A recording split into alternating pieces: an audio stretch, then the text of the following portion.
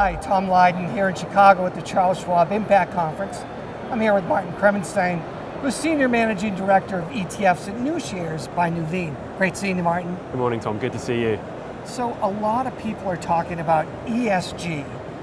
So first of all, what does ESG stand for, and how do people put it in portfolios? Sure, so ESG stands for environmental, social and governance. Okay. And really it's a strand of responsible investing. Yeah. The idea that you would screen or score companies based on their environmental scores, their social their social scores, so how they treat their workers, how they treat their customers, and then their governance, the board structure, the share class structure, etc. Yeah. So we've heard about socially responsible investing for a long period of time, but this kind of takes it to the next level, right? Yeah, so our approach to ESG at Nuveen is really to try and bring it back to the core of portfolio construction.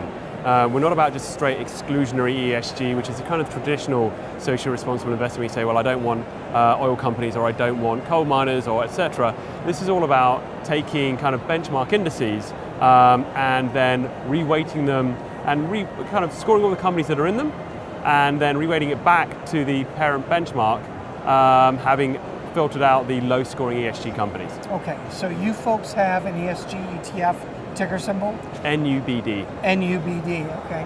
And the whole idea here is, as you walk through all these responsible things that are going on, it's going to be structured a lot different than some of the other products that are out there. What would you say kind of the key characteristics would be, why you're different? So the key thing with NUBD is a final ESG product we launched, and it's the completion of our ESG portfolio, and it's the first ever aggregate bond ESG ETF out there. And so what we've done is we've taken the Barclays Ag, or the Bloomberg Barclays Ag as it is now, and we've essentially taken out all companies that score less than BBB on an ESG score from MSCI.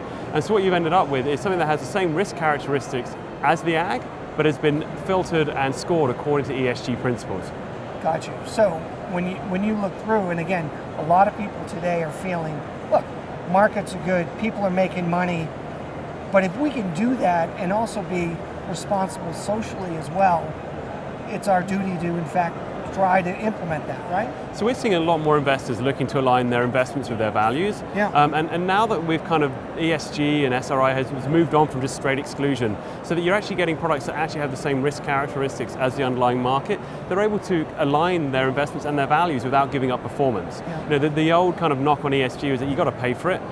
These days, the products that we have now, you're not paying for it. You're actually getting very, very good performance for that underlying asset class or sector. We've added an ESG overlay so that you are in fact encouraging better behavior from corporations, which is really what we're trying to do long term.